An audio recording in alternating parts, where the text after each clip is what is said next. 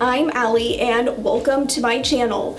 In today's video, I'm participating in the DIY Mommy's DIY and Decor Outdoor Challenge. If you couldn't already tell from the name of the challenge, we're supposed to make something that is a DIY or a decor piece that goes outside. So I decided I wanted to make a really beautiful farmhouse boho inspired serving tray because I just bought some new patio furniture and the table isn't the most smooth surface, so I thought a outdoor tray would be the perfect solution. And at the end of this video, I'm sharing with you my favorite recipe for a refreshing fruit infused water. So let's get right to that DIY.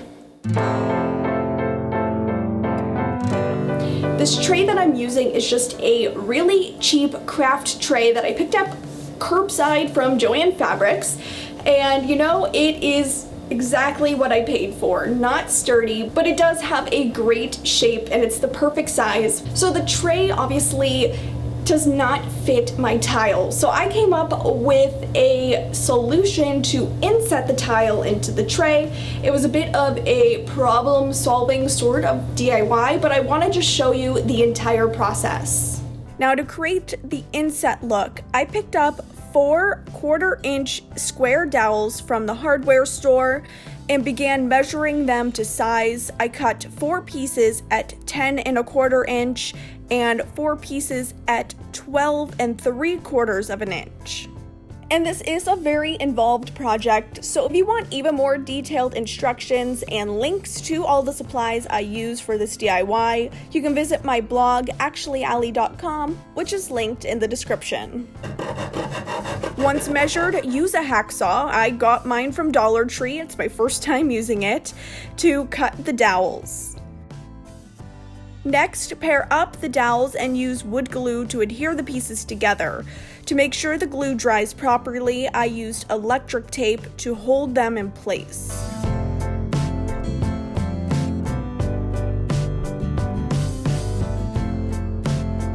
Now once all the dowels are dry, you can remove the tape and then give it a really good sand to get off that excess glue. And since I was already sanding, I also gave the tray a good sand to get rid of the rough edges that I noticed around the handles. Now it's time to bring back in that wood glue. It's going to be your friend throughout this video, and it's time to glue the dowels to the bottom of the tray. I started with the 2 shorter dowels and then glued down the longer 2. And again, I used electrical tape to hold them all in place. Now I let this glue dry overnight to make sure it really sets into place. This DIY is something that takes place over a couple of days, so just a heads up about that because of the amount of glue and different applications that you put on it. So I took it outside, gave it a good sand, and wiped off the remaining wood dust. So now it's time to stain the tray. I'm using my favorite color, Early American by Minwax. Apply the stain to the entire top, sides, and bottom. Let the stain soak in for a few minutes before wiping off the excess.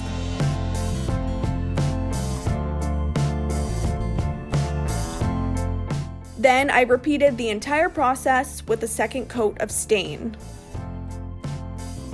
So here's where I ran into a problem. As beautiful as this looked, and it looked perfect with the dowels just as they are, and even though the wood glue says it is stainable, it absolutely was not. You could still see remnants of the glue all the way around the tray, and it was just not cute. So I pulled from my stash this wood trim that my dad gave me, and it's very old, but I'm sure you could still find something similar at the hardware store. And this was the perfect solution to make this tray honestly look store-bought. So let me show you. For the wood trim, I measured out roughly enough to go around the inside of the tray, and by roughly, I mean more than necessary. Then gave that 2 coats of the Early American stain as well. You're going to want to let that stain on all these pieces completely dry overnight before moving on to the next step. The next day, measure the wood trim to the correct size. You can use the measurements from earlier that I used for the dowels and cut it down. Then cut off 1/4 inch on the edge of each strip, that way that they match the width of the dowels. Next, using wood glue and electrical tape, you can attach the trim. Because this trim was kind of warped and curved, I found it didn't really want to stay flat, so I put some heavy books on top to hold the pieces in place while the glue dried. After a few hours of drying, it's time to varnish the tray. This is just to protect the wood because if it's going to be used outside and to hold drinks, you don't want to damage all of your hard work. So I gave the tray one coat of varnish and let it completely dry. Next, this step may seem counterintuitive, but in order to adhere a second coat of varnish, you want to sand the first coat first. So I did that and then applied the second coat of varnish. Once the varnish is dry, it's finally time to bring in that tile. So all you have to do is cut the tile down to size to fit the insert of the frame. In my case, I needed 3 rows of 4 tiles. Also, because I'm extra, I decided to pick and choose which tile patterns I wanted, so that kind of created an extra step for me, but it's way easier if you keep the sheet intact. Next, to glue the tiles to the tray, I'm using E6000 glue and putting it on the back of each individual tile. Then just place the tiles in the tray so there's about a 1/4 inch gap around all of the edges. And another one of the waiting steps, let that glue cure for at least overnight. With the wood part of this tray complete, it is time for the part of this tray that I was so scared about, grouting the tile. I have never grouted anything before. This was very much my first time. I will link the video down below that I used to teach me. But I think my dad would be so proud of me to know I did this because he's a contractor, so let's hope some of his contractor genes rubbed off on me as I attempt grouting for the first time. To protect the tray, I used painter's tape to mask off all the edges of the wood in the bottom to protect them for the grouting. So here is the fun part. I picked up a small tub of white grout that you have to mix yourself at Lowe's. There's a ton of different varieties, but I will link the one I used over on my blog. Along with the grout, you'll need something to mix it, a container or dish filled with water. I have a putty knife and an old plastic card to apply the grout, an old rag or towel that you don't mind tossing when done, and some gloves to keep my hands and nail polish clean. I just followed the instructions on the packaging and basically added small amounts of water until I got it to the right consistency. I'm not really sure how to describe it. You'll kind of know it when you see it. After the grout is mixed, you can begin applying it to the tile. I worked with 1 row of tiles at a time since this is my first attempt at grouting. I used a putty knife to get the grout out of the container and an old plastic card to apply the grout in the tile joints. If you want a reference, I will link the video I watched to learn how to grout in the description below, but I found the process to be incredibly simple. Once one section of grout is applied, wet a sponge and use it to wipe the excess grout off the surface of the tiles. I also went over the tiles with a dry rag to get off as much of the grout as possible because you don't want to let the grout dry on the surface of the tile because that creates problems later on. And now, time for a satisfying grout time lapse.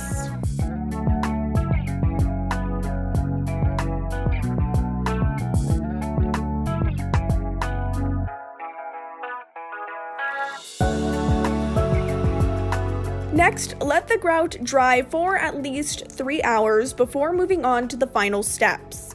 To finish the tray, first of course remove all the painter's tape and wipe off any of the remaining grout dust with a damp rag. Finally, I just used some jute cord from Dollar Tree to wrap each of the handles. I used hot glue to attach the jute. I think the simple step of adding this twine really elevated the project and made it look so much more finished and even more high-end than it did without it. To the final reveal of this tray, here is just a really quick and simple recipe for some fruit infused water that just really feels summery and refreshing. And yeah, I'm gonna stop talking, I'll just show you the recipe. This is such a simple recipe. The only ingredients you need are some strawberries, a lemon, and a small cucumber. First, give all your fruits and vegetable a good wash, and make sure to scrub the skins on the cucumber and the lemon very well. First, cut 5 strawberries into thin slices, and I find the sweeter your strawberries are, the better they are for this recipe. Next, cut half a lemon into slices and cut those slices in half. And finally, using about a third of the cucumber, cut it into thin slices. Then all you have to do is just layer ice and fruit inside a glass pitcher and fill the pitcher up with water. To make this extra delicious, let the water sit in the fridge for about an hour so that the fruit infuses in the water. Now it's finally time to serve this refreshing water with my new outdoor serving tray.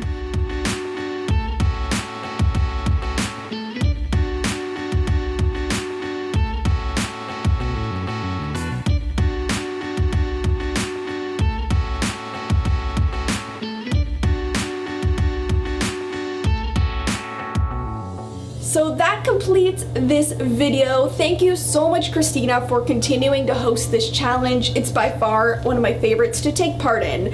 And of course, if you want to check out Christina, the DIY Mommy's channel, that is linked down in the description, along with a link to the playlist so you can check out the videos of all the other creators participating. I hope you enjoyed this video, and just a little bit of a teaser, this video is the first in a series of DIY videos that will be coming out over the next 2 weeks as I make over my balcony. I am so excited for that video. It's gonna be so great. It's turning out so cute. So yeah, if you don't wanna miss that, make sure you hit the subscribe button, turn on the notification bell. So many great DIYs are planned and heading your way. And of course, if you liked this video, don't forget to give it a like and leave a comment down below if you're here from the channel playlist, or just to kind of tell me how you think I did on this DIY. Anyways, that's all I have for you in this video, and I'll see you in my next one. Bye!